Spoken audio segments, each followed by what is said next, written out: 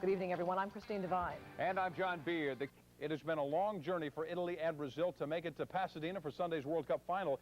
It's been just as long for 8 recent college graduates from Seattle who converted a 20-year-old school bus into a mobile home and are on the verge of completing a 10,000-mile journey to each of the World Cup sites. 1976 GMC Bluebird bus. Yeah, the best. First day, we're leaving, everybody's excited, everything's going on. We take off, and then about an hour down the road, we broke down. My name is Ryan Ernst. I'm from Seattle, Washington. I'm a poli-sci major, and I took this class because... Oh, sorry. We run out of money in the pot. Everybody puts in a bunch of money. We spend it on gas. We get 5 miles to the gallon, so it goes quickly. He drove into it was a toll bridge that had a clearly labeled sign that said cars only, and it was about 6 feet tall. Because this morning was a shower morning, as we snuck into a hotel and found a shower.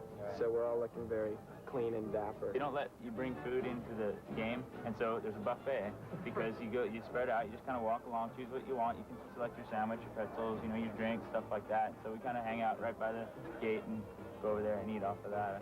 There was a late night in Madison, Wisconsin, where a few guys decided to climb on the Hulu. The state capitol. Yeah, the state capitol looked like it was proper for climbing. We climbed up there. And, yeah, it's kind of a rule. It was an unwritten rule. We weren't really aware of it. It's not clear. It's not clear that if you're climbing on the building, you need your pants on. Probably the biggest thing we got to do is go find tickets every morning, because we don't have tickets, so we go and just kind of walk around and find tickets. But tickets for a World Cup game for $5. We're all together. Beautiful day. Great seats.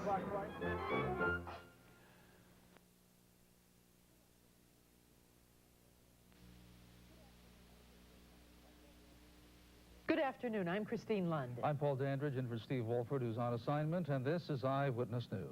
Meanwhile, we move now to soccer, and the World Cup, of course, winding up this weekend in Pasadena. And many of us have become instant soccer fans during the past month during World Cup. Now, you've got your soccer fans, and then you've got your soccer fans. And Rick Lozano has this report on maybe the craziest American soccer fans of all.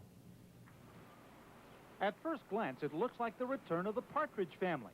In reality, it's more like a frat house on wheels. Meet the Journeymen, 8 soccer-crazed college buddies from Washington State, winding down a month-long 9-city World Cup tour. The trip was Tim Rogers' idea. Everyone put in $500 to start the trip, and we went down to Portland, Oregon by the bus. Some long hours and a lot of elbow grease later, the bus was ready for action. We got some Mazda MVP van seats that go right here. We have our bathroom right here, just a porta potty. Back here we have this is our table chair we call.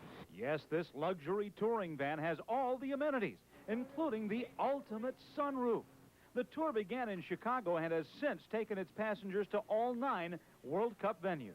We had a great time in Orlando at Disney World and partying with the Irish down there. I hope there's a lot of Irish people here partying as well. The Brazilians are great fans. We had a good time in Dallas. But not all has gone smoothly. There have been those times when 8 is enough. Absolutely, yeah, definitely. We get on each other's nerves a little bit, but overall we get along pretty well.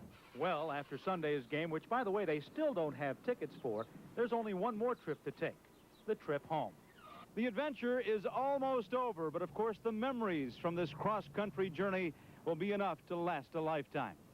In Pasadena, Rick Lozano, Channel 7 Eyewitness Sports.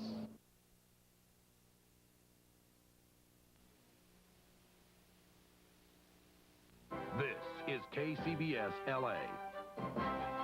Ann Martin and Michael Tuck, Maclovio Perez and Jim Hill bring you Action News at 5.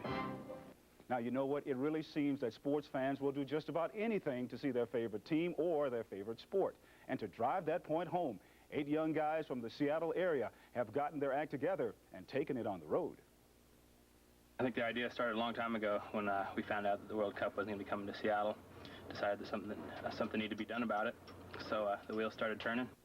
Now, the wheels belong to an old-school bus painted up like the Partridge Family, and the 8 guys headed out to watch soccer matches in all of the cities in the United States. The bus has all the modern conveniences of home, except one. Well, we don't have a microwave, and that's put some drawbacks on the trip, but we got everything else. Bunk bed, fold-down to couches, sink, bathroom, swivel passenger chair.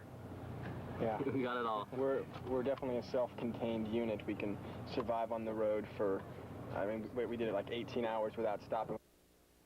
Now, joining us live from Pasadena is Dylan Dodd, one of the 8 weary travelers. And Dylan, thank you so much for being with us. Has it been worth it, these 6 weeks on the road? Has it been worth it? Yeah. Is that a real question? That's a real question. Now, give me a real answer. Definitely. Well, I came into LA today, and I was hoping to see all my friends from school. I just graduated from UCSB, and no one's here. They're all in Europe, and I find it unbelievable that they're not going to be here for this excitement. How many miles would you think that you've traveled throughout this 6 weeks? Traveled, I don't really like to estimate. It's around 10,000. Do you have a favorite in the championship game on Sunday between Brazil and Italy? I've been picking Brazil the whole way, except for the one U.S. loss. Now, you've had some pretty tough problems on this road trip, haven't you? You've been robbed and all kinds, had bus problems? We've been robbed in our nation's capital. I guess it just will count as taxes. And we've been sleeping on the highway the last few nights in the middle of nowhere, and definitely a learning experience. All right, Dylan, thank you so much for being with us, and we hope you get some tickets for Sunday's game. That's Dylan Dodd, who has traveled all over the United States watching World Cup soccer matches. We'll have those Dodger updates for you against the Philadelphia Phillies. That doubleheader play today. That coming up at 6 o'clock. That's a trip he'll never forget either. You're wishing you could have gone, aren't you? In a minute. Sitting over here laughing, thinking what a great time. Yeah. Thank you, Jim. That was fun.